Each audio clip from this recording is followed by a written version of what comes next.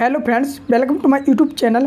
Friends, फिर से मैं आप लोगों के सामने कक्षा 7वीं का विषय संस्कृत का प्रतिभा पर्व मूल्यांकन वर्कशीट 2021-22 जो आपकी होने वाली है संस्कृत का संपूर्ण सॉल्यूशन लेके आ चुका हूं।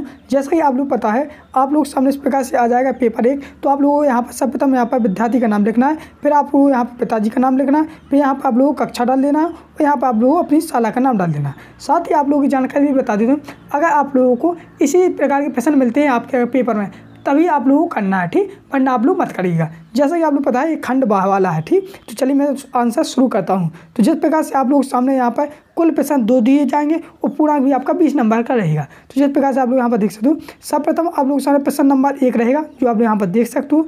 जैसे मैं आप लोग बता देता हूँ, यहाँ पर लिखा है अधोलिखित शब्दांश संधि विच्छेद कृत्वा संधि नाम लिखित। यानी इसका अर्थ ये है कि जो आप लोगों के सामने संधि दी गई हैं तो उनका संधि विच्छेद करना है, वो आप लोगों को संधि का नाम लिखना है कि कौन सी संधि है।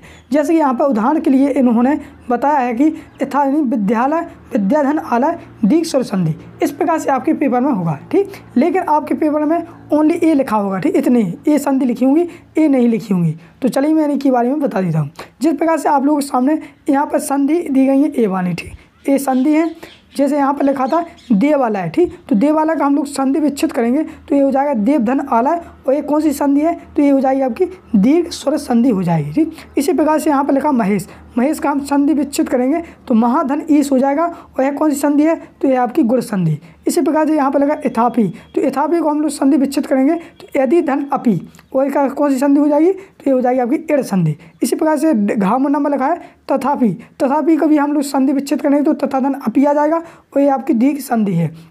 यहाँ पर तथ्यों का हो जाएगा संधि विच्छेद तथा धन एव, और ये आपकी हो जाएगी वृद्धि संधि। इस प्रकार से आप लोग सामने ये संधि पूरी कंप्लीट होती है। इसी प्रकार से हम बढ़ते हैं नेक्स्ट की ओर। तो नेक्स्ट यहाँ पर दी जाएगा आप लोग सामने इस प्रकार से, जो आप लोग देख सकते हो। मैं आप लोगों की जानकारी यहाँ पर दिखा देता हूँ। इस प्रकार से प्रश्न लिखा होगा आपके पेपर में, जैसे यहाँ पर लिखा है एवमेव स्व पाठ्य पुस्तक दीर्घ संधि पंच उदाहरण चित्वा लिखित।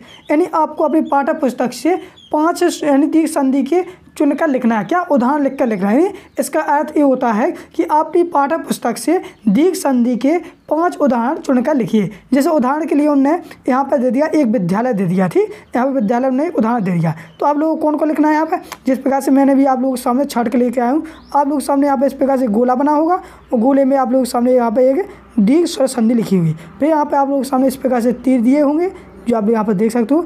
इन्हीं तीरों के सामने आप लोगों को यहाँ पर लिख देना आप लोगों को विद्यार्थी, यहाँ पर लिख देना मुनिंद, यहाँ पर लिख देना भानुदय, यहाँ पर हिमालय, यहाँ पर मनी महिष। तो यार आप लोग अपने मन से भी लिख सकते हो, अपनी पाठ्य पुस्तक से भी देखकर लिख सकते हो, ठीक। ये आपके ऊपर डिपेंड करता है, लेकिन मैं आप लोगों के लिए बता दिए बिल्कुल सही है।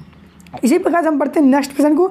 तो प्रश्न नंबर 2 यहाँ पर दिया गया है जो आप लोग यहाँ पर देख सकते हो। तो प्रश्न नंबर 2 में लिखा है, प्रश्न 2 में लिखा है अधोलिखित गद्यांश पठिता कारक विभक्ति उक्त शब्द चुट्टा लिखित।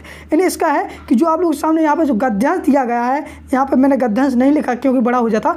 गद्यांश दिया गया है, उस गद्यांश को पढ़ के आप लोगों के सामने कारक दी गई हैं, तो उन कारक को आप लोगों को विभक्ति के रूप में एक शब्द लिखना है। तो चलिए मैं आप लोगों के लिए बता देता हूँ। अगर आप लोगों को पता है तो आप लोग अपने मन से भी लिख सकते हो, और जिन बच्चों को नहीं पता तो उनके लिए मैं बता देता हूँ। तो यहाँ पर आप लोगों को सर्वप्रथम पहले में लिखना आपको दिब्वा, क्या लिखोगे दिब्रा। तो इसको इस प्रकार से लिखना आप लोगों को, यहाँ पर लिखना इस प्रकार से। मैं आप लोगों को यहाँ से चिन्ह करें, इसे धी छोटो बा बड़ोरा, इस प्रकार से बिंदी रख दें, दिब्रा हो जाएगा। और दूसरे में लिखना आप लोगों को इस बारे में, जिसे यहाँ पर लिखा कर्म कारक द्वितीय विभक्ति। तो कर्म कारक की द्वितीय विभक्ति क्या होगी तो यहाँ पर लिख देना आपको जलाशयम, क्या छोटो जा बड़ा ला और स्वयं, ठीक, यम जलाशयम। और गा वाले ऑप्शन में लिखा है करण कारक तृतीय विभक्ति। तो करण कारक की कैसे तीसरी विभक्ति लिखना आप लोग।